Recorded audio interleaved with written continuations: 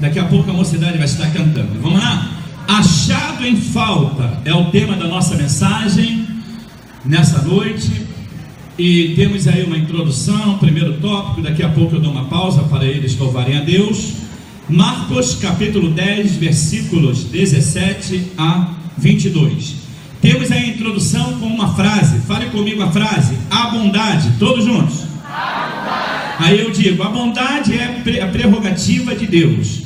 Contudo, o homem chamou Jesus de bom mestre. Se Jesus era apenas um mestre, então ele não merecia ser chamado de bom.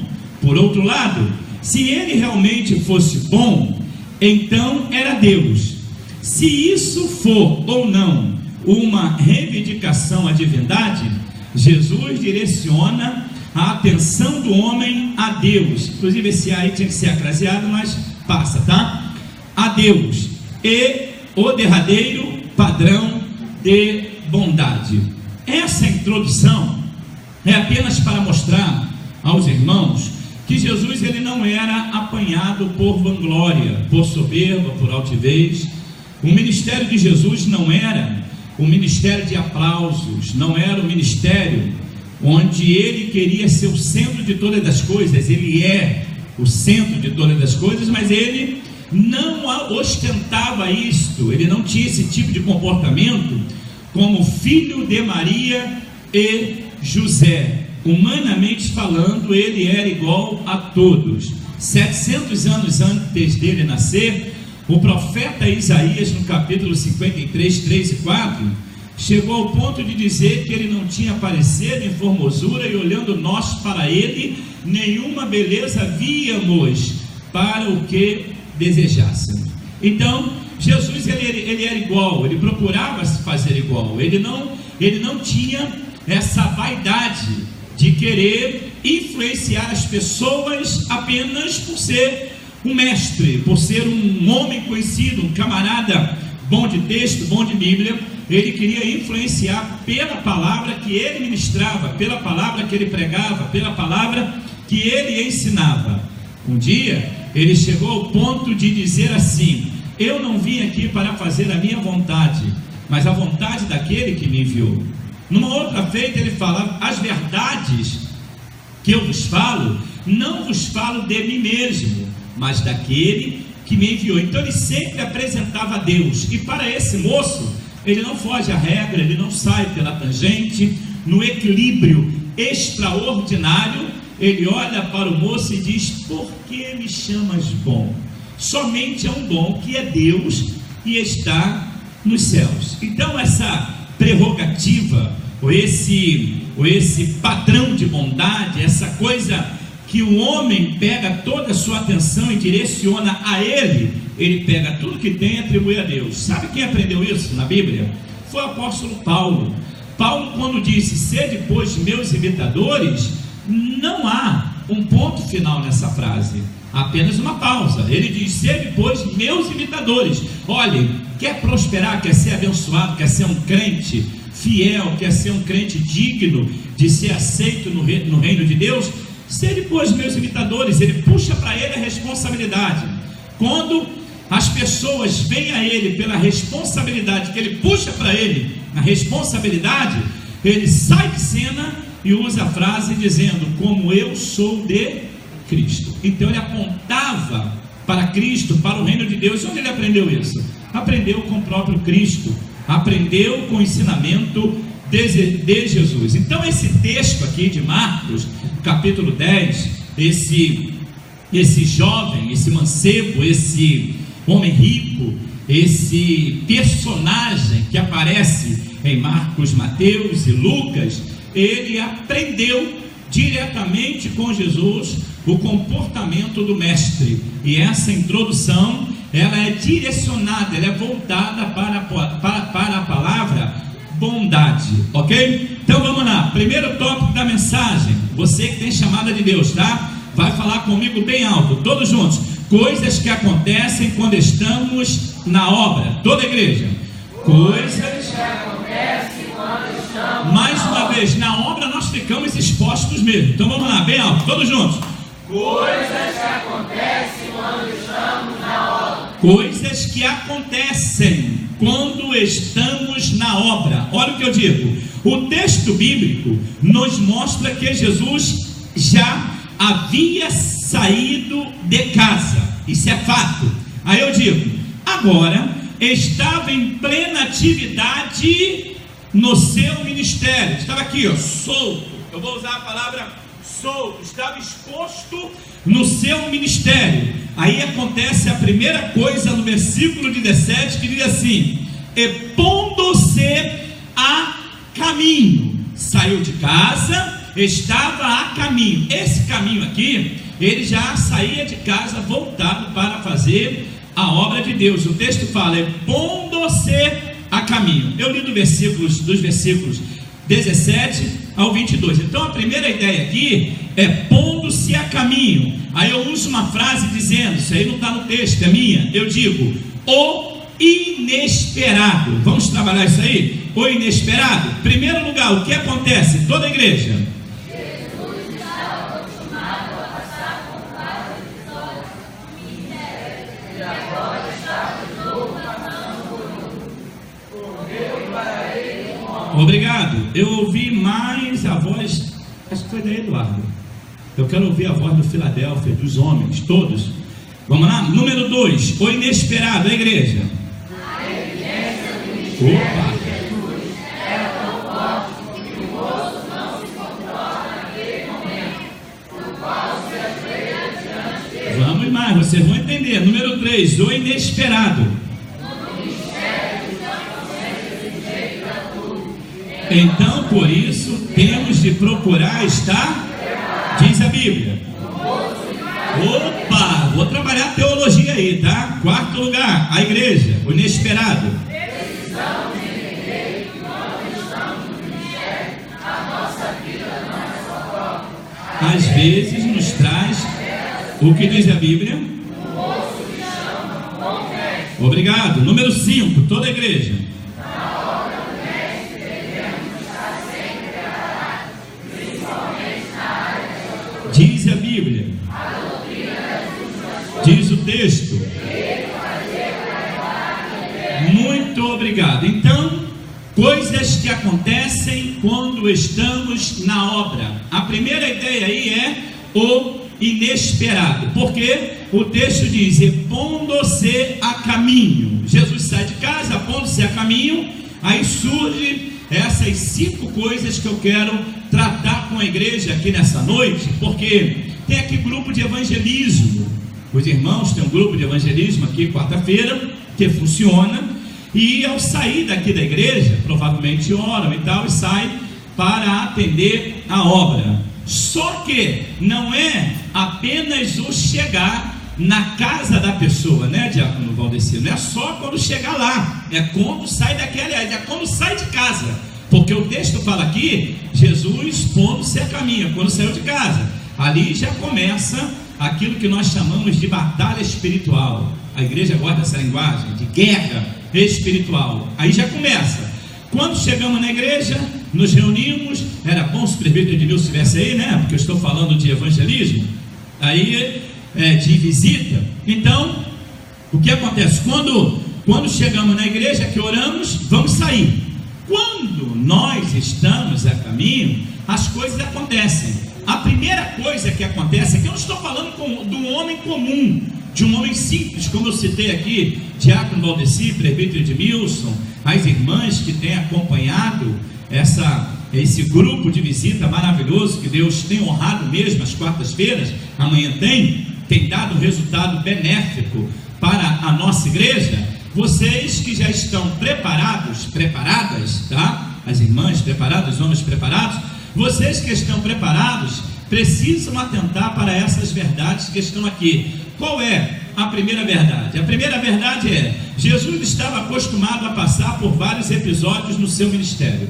Isso daí é fato, ele estava acostumado com isso. Aí eu digo assim, e agora estava de novo passando por um, que não é normal. A Bíblia diz, correu para ele um homem, na direção dele. Jesus não foi na direção daquele rapaz. Houve o inesperado. Ele não esperava isso. Ele estava indo fazer, como vocês na quarta-feira, a visita. Acontece o inesperado, corre para ele, sem pé e sem cabeça, eu poderia dizer aqui, como um bumba na pausa, corre na direção dele um homem. Se vocês, os que vieram semana passada, que os que vão vir depois, deixa eu ver, principalmente no segundo período aqui da mensagem, vocês vão ver que esse camarada não tinha afetividade nenhuma com vida espiritual, nada. O nome de Jesus já era notório naquele episódio, naquela região. Ele já sabia que Jesus curava, que Jesus libertava, que Jesus tinha ressuscitado mortos. Eu estou aqui, amados, já quase no final do ministério de Jesus, é Marcos capítulo 10. Jesus já estava em evidência, Jesus já era fato ali para as pessoas, ele sabia quem era Jesus. Então ele correu para ele um homem. É a primeira coisa que nós encontramos aqui, o inesperado. Essa mensagem de hoje é uma mensagem para os irmãos se precaverem quando estão em atividades ministeriais, quando estão trabalhando para a obra de Deus, um evangelismo, uma visita, um ar livre, aquilo que nós estamos expostos lá na rua, fazendo a obra de Deus, pregando o evangelho. Se não tivermos prudência, Satanás consegue destruir tudo. Por exemplo, uma visita que nós vamos fazer uma quarta-feira, chegou na casa, começar a bate-papo, fala de A, fala de B, daqui a pouco tem contenda, ao invés de estar fazendo a obra de Deus. Isso eu posso falar aqui, que eu sei que vocês vão focados apenas para ajudar as pessoas. Ontem eu estava dando aula aqui no curso teológico, e chegou um ponto da nossa matéria, estava ali o Breno Sebastião, estava a Thaís, enfim, os alunos, Gisele, estavam na aula ontem, os que estavam na aula ontem viram. Eu estava falando da igreja e a sociedade. Tem um ponto no livro do Refidim que fala que a igreja ela foi chamada para abençoar. Que ótimo que está gravando. A igreja foi chamada para abençoar a sociedade. Aí, meu irmão, eu estava azedo ontem, estava quase azedo. Eu aproveitei para falar daqueles que usam o evangelho para extorquir a sociedade, tirar de quem tem. Nós não fomos chamados para isso. Tudo que nós temos na nossa igreja é dízimo e oferta. São dízimos e ofertas dos irmãos, já há tantos anos. Aqui não tem empresários, e o dia que tiver também, o dinheiro do empresário é do empresário. O dinheiro do empresário, se ele quiser ofertar para a igreja, amém. Agora o pastor criar esquema para arrancar daqueles que têm, é errado. Eu falei isso ontem na aula, que a igreja foi chamada para abençoar a sociedade. Aí eu disse que eu parei de ir a debates aí numa grande rádio do Rio de Janeiro, porque um dia eu preguei contra os seguranças de oração. São as pessoas que oram por empresário só para tirar oferta dos empresários. Eu conheço um monte que eu poderia trazer uma relação para vocês aqui. Claro que eu não vou fazer isso, mas eu conheço um monte que vivem disso. Ora pelo estabelecimento, ora pela padaria, ora pelo comércio, ora pela empresa, ora pelo galpão do camarada, mas no final da oração sai uma farpela para ele, sai um negocinho para ele, um dinheirinho para ele. Aí eles vivem a semana inteira assim, dizendo que são homens de Deus, são crentes abençoados, que fazem a obra, visitando, evangelizando, mas que nada, é para o seu bel prazer. Só que Deus não é bobo, Deus conhece essas pessoas. Então a igreja ela foi chamada para abençoar a sociedade. Parece até uma doideira falar isso para alguns. Eles vão dizer assim: não, pastor, essa sociedade corrupta, essa sociedade imoral, essa sociedade promíscua, aonde a homossexualidade tem tomado conta dessa sociedade, meu irmão, problema deles. Eu fui chamado para abençoar a sociedade. A igreja foi chamada para abençoar a sociedade. Nós não precisamos de nada da sociedade. A igreja, os irmãos que estiveram ontem na aula viram falar que a igreja ela é cuidada por ela mesma. Então não tem vínculo nenhum com o governo, essas coisas. A igreja ela está isenta dessas coisas lá fora. Então a finalidade é abençoar. Foi o que Jesus fez.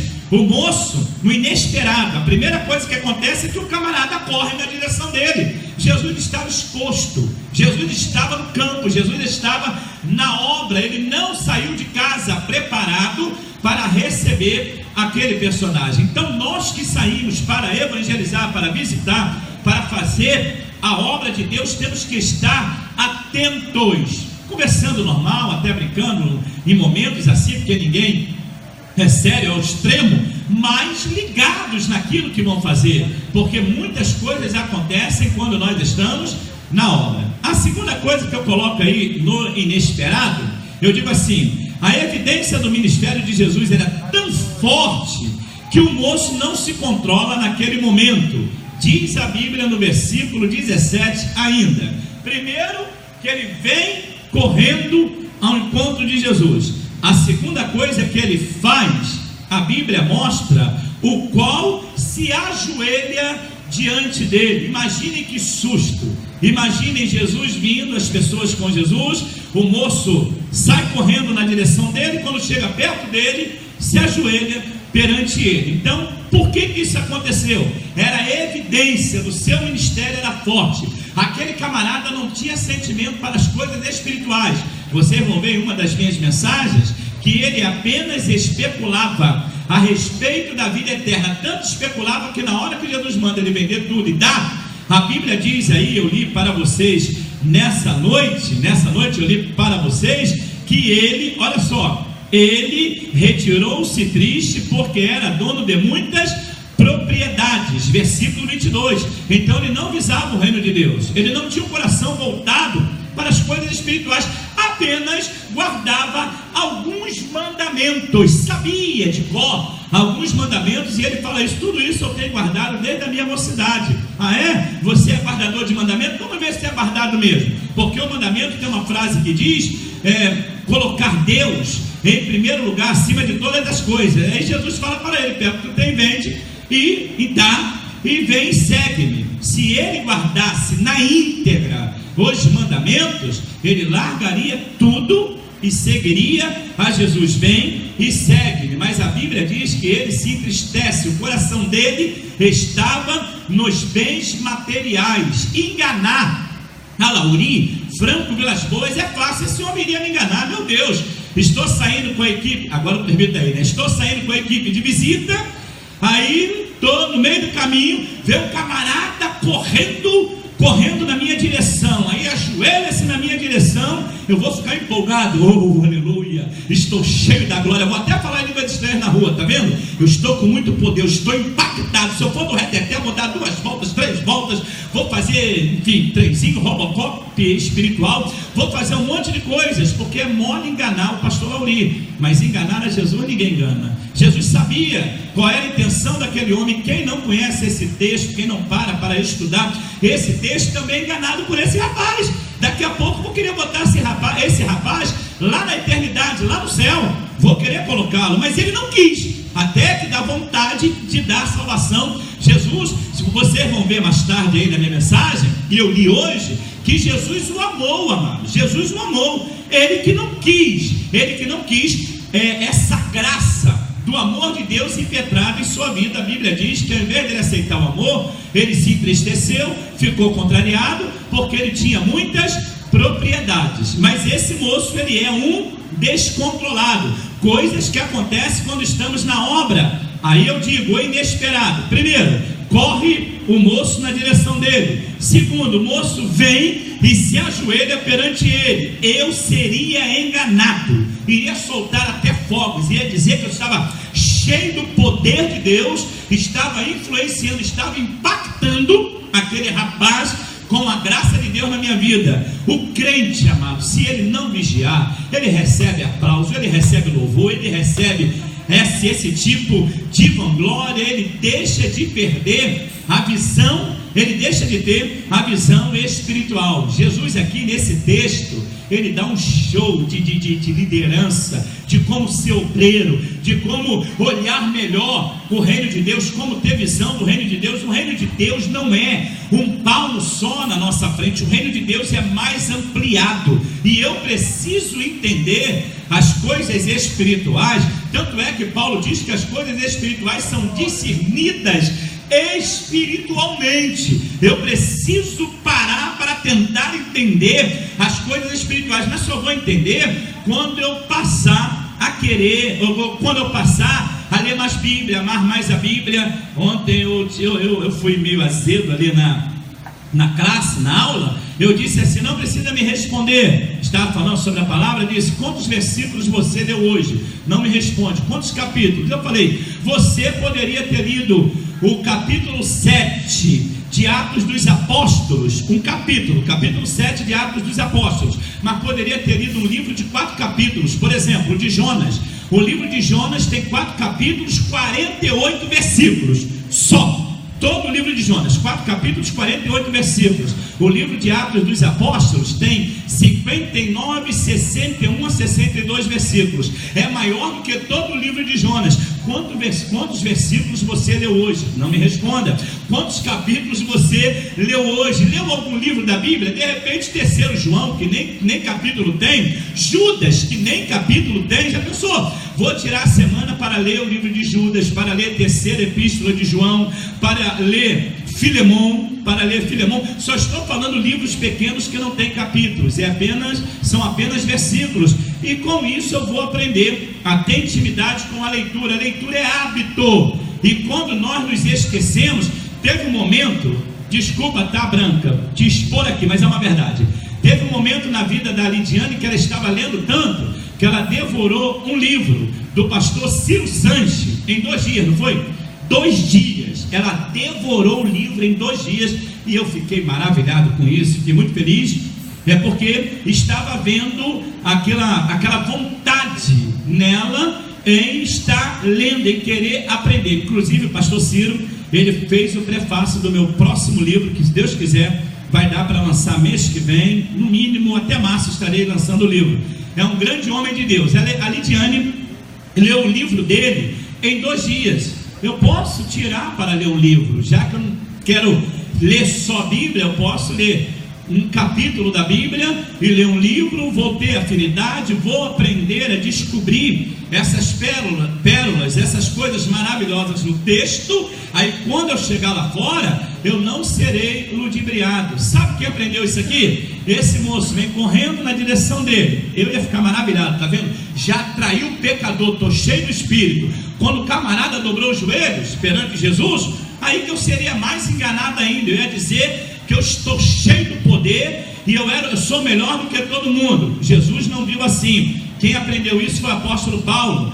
Paulo, quando chegou em Filipos, que veio aquela moça e falou para ele: Silas, ali vão 2 grandes homens de Deus, eu também seria enganado. O apóstolo Paulo ali teve o discernimento do Espírito, soube que aquela fala não era humana, nem era divina. Eu seria enganado, tá vendo? Até aqui eu sou reconhecido como homem de Deus. Oh glória! Iria dar um glória, falar em línguas estranhas, mas o apóstolo Paulo, pelo discernimento de Espírito, ele viu que era demônio e repreendeu o demônio. Às vezes nós estamos recebendo aplausos, as pessoas vêm com vanglórias para o nosso ministério, usadas pelo cão, usadas pelo diabo. Foi o que aconteceu com Paulo. Paulo repreendeu o demônio na hora, e aquela moça ficou liberta. Aconteceram algumas coisas na vida de Paulo, mas o que eu quero tratar com os irmãos é que Paulo aprendeu isso com Jesus, e nós só aprendemos essas coisas com Jesus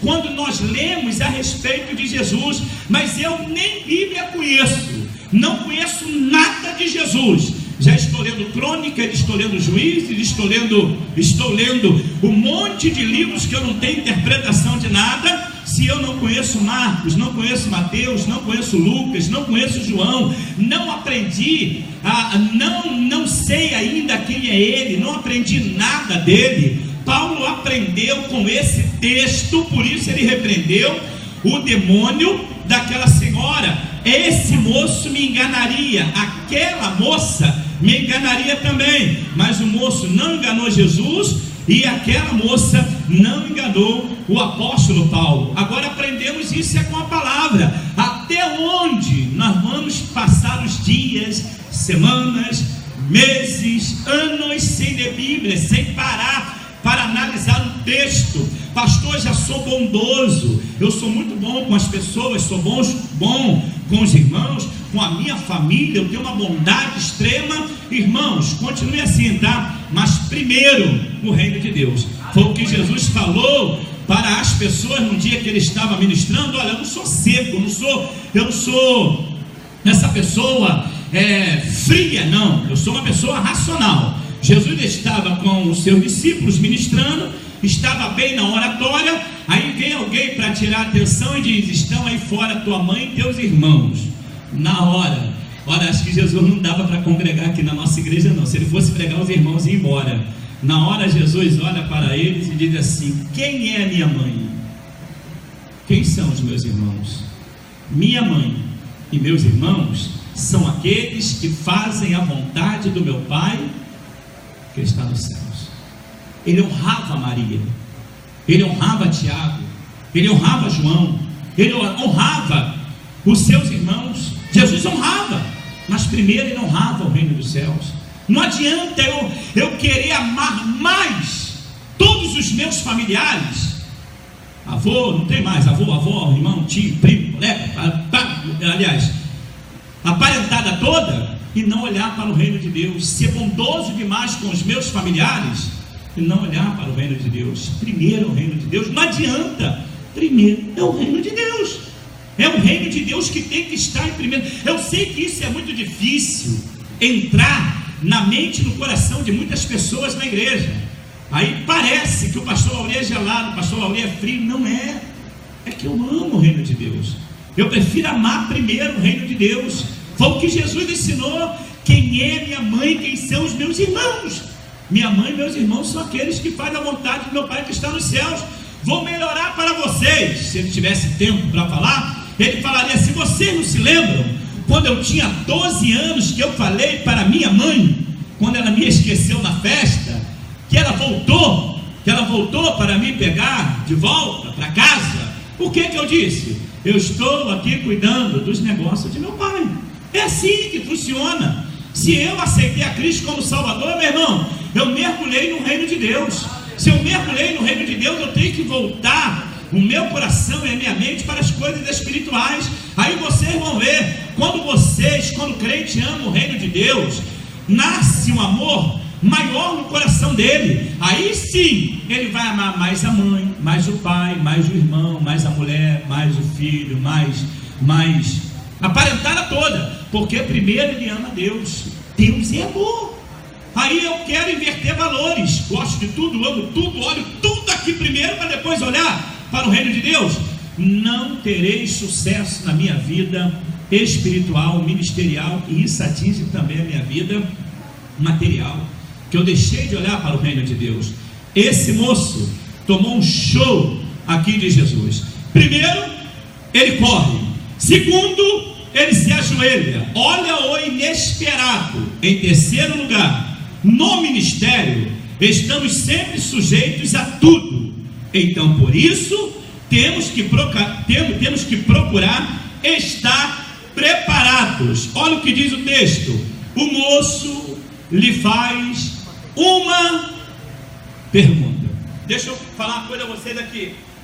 Primeiro, ninguém é obrigado a saber tudo. Ponto. Segundo, ninguém é obrigado a responder tudo. Ponto. Terceiro, eu preciso conhecer tudo. Pastor Lauri, como é que é isso? Não sou obrigado a conhecer tudo, não sou obrigado a responder tudo, mas preciso conhecer tudo. Isso daí é mandamento, é ordem. Mateus capítulo 11, 25, é como Jesus pegar a Bíblia e levantar aos céus, agradecendo a Deus, dizendo: graças te dou, Pai, Senhor dos céus e da terra, que ocultaste essas coisas aos sábios, aos entendidos, e revelaste aos pequeninos. Fale comigo, em nome de Jesus. Eu sou portador dessa revelação. Primeiro. Segundo lugar, a Bíblia diz em Mateus capítulo 13, versículo 11, olha que promessa. A Bíblia diz o seguinte: a vós é dado conhecer o reino dos céus. O moço lhe faz uma pergunta. Não sou obrigado a conhecer tudo, não sou obrigado a responder tudo, mas preciso conhecer todas as coisas, porque a mim é dado conhecer os mistérios. Sabe o que é mistérios? Vou falar para o Filadélfia. A palavra mistério quer dizer coisas ocultas. Eu preciso conhecer as coisas ocultas do reino dos céus. Terceiro lugar, a Bíblia diz em 2 Timóteo, capítulo 2, versículo 7: Ele vos dará entendimento de todas as coisas. Olha que promessa! Eu não posso deixar isso passar para o meu vizinho, não. Tomara que ele receba também, mas eu tenho que receber. Ele vos fará conhecer todas as coisas. Quarto lugar, 1 João 2,20: Vós tendes a unção do Santo e sabei tudo. Aí eu parto desse princípio e olho esse moço fazendo uma pergunta a Jesus. Se Jesus não conhecesse Bíblia, que vergonha. Se Jesus não conhecesse a palavra, que tristeza. Ele faz uma pergunta. Aí eu faço parte da equipe de evangelismo e visita. Não é apenas fazer parte da equipe de evangelismo e visita. Já está de bom tamanho, é maravilhoso. Mas porque eu faço parte da equipe de evangelismo e visita, eu tenho que ler Bíblia. Eu tenho que procurar conhecer Bíblia. Porque lá fora as pessoas vão me fazer uma pergunta. No colégio, as meninas vão fazer perguntas a vocês, os meninos. É assim que funciona. É assim que funciona na vida. A vizinha, o parente vai te fazer uma pergunta. Ah, um parente católico, um parente espírita, não interessa, vão te fazer uma pergunta. E o que eu tenho para dar? Josué, quando ficou sozinho para liderar o povo, perguntas viriam para ele. Sabe o que é que Deus fala para ele? Evangelista Reinaldo. Ronaldo é o outro é presbítero. Você fala, eu sou evangelista, é você. O evangelista é você e ele é ele. Porque ele pega o nome dos outros, ele sobrenome e assume. Então, evangelista Reinaldo, olha só. Sabe o que é que Deus fala para Josué? Capítulo 1, versículo 8, para poder lhe responder perguntas. Nunca aparte da tua boca o livro desta lei. Antes medita nele dia e noite. O texto fala assim, dia e noite. O Salmo primeiro que fala de dia e de noite, mas lá em Josué, dia e noite. Foi Deus que falou isso para ele, porque ele iria responder perguntas. As pessoas iriam procurar Josué. Estamos expostos, somos líderes. E aí, pastor? Eu só sei a frase do último hino, porque eu só canto na igreja. O que tem só cantar na igreja? Tem que conhecer a Bíblia. Para cantar tem que conhecer a Bíblia. Eu estava ouvindo o hino, depois até, evangelista Roma, tu pergunta aí o hino, que eu estava ouvindo no carro, eu falei, que doideira é essa, meu Deus do céu? As pessoas não sabem o que estão cantando. Eu quero até que o Filadélfia vigie quando colocar esse hino no departamento, tá? Desliga aí a câmera um instantinho, para não complicar a cantora.